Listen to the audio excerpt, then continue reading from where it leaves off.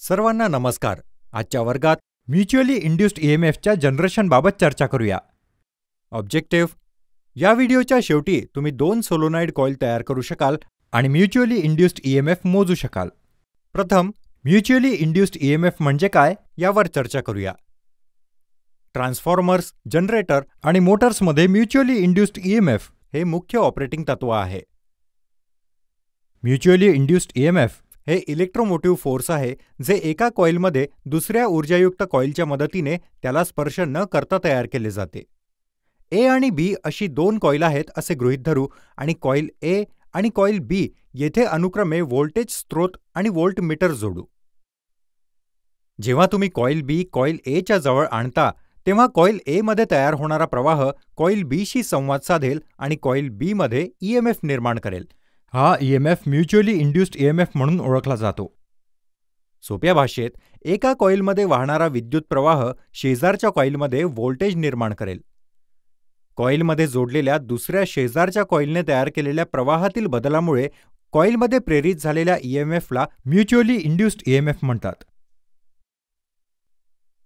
चुंबकीय क्षेत्र बदलणे: जेव्हा कॉइल किंवा कंडक्टर भोवती चुंबकीय क्षेत्र बदलते, एकतर ताकद किंवा दिशेने, ते जवळच्या कंडक्टरमध्ये इलेक्ट्रोमोटिव्ह फोर्स व्होल्टेज प्रेरित करते.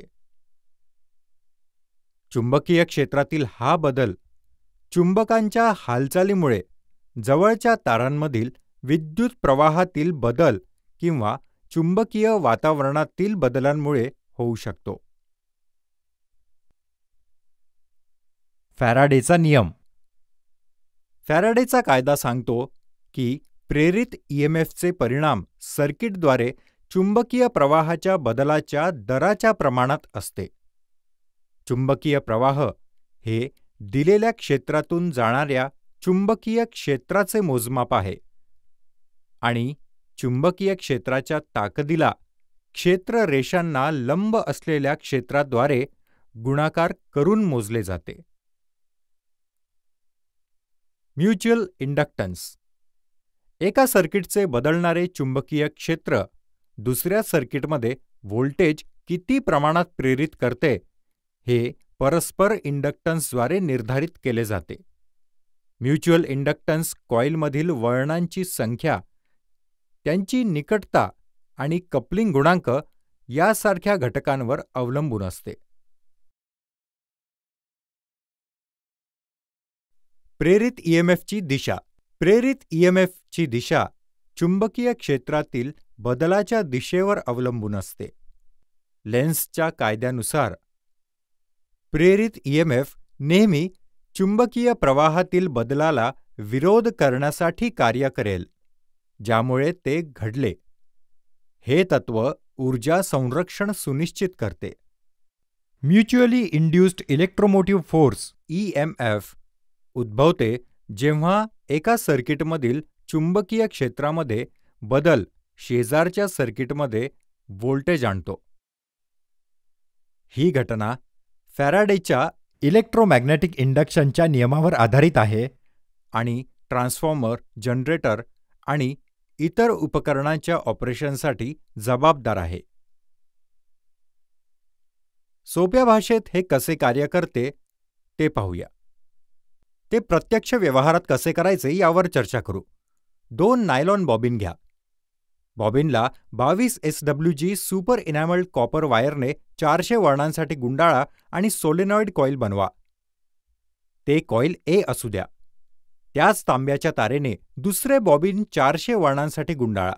एक सोलेनॉइड कॉईल बनवा आणि ते कॉईल बी बनवा. प्रत्येक कॉईलच्या दोन्ही टोकांना 1 इंचासाठी मुलामा चढवणे किंवा इन्सुलेशन काढा. कॉईल ए आणि कॉईल बी मध्ये 1 फूट अंतर ठेवा. कॉईल ए च्या टोकाला ऑटो ट्रान्सफॉर्मर कनेक्ट करा.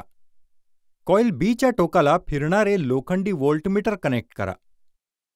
आता ऑटो ट्रान्सफॉर्मर चालू करा आणि नॉबच्या मदतीने ऑटो ट्रान्सफॉर्मरमधील व्होल्टेज हळूहळू 100 व्होल्टपर्यंत वाढवा.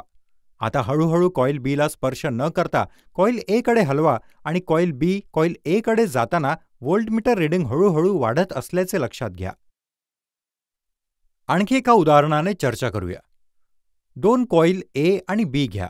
प्रत्येक कॉईलला 400 वळणांसाठी 22 SWG असलेल्या तांब्याच्या ताराने जखम केले जाते. कॉईल ए आणि बीच्या टोकांना 1 इंचासाठी इन्सुलेशन काढा. कॉईल एच्या 2 टर्मिनलवर 12 व्होल्ट बॅटरी कनेक्ट करा.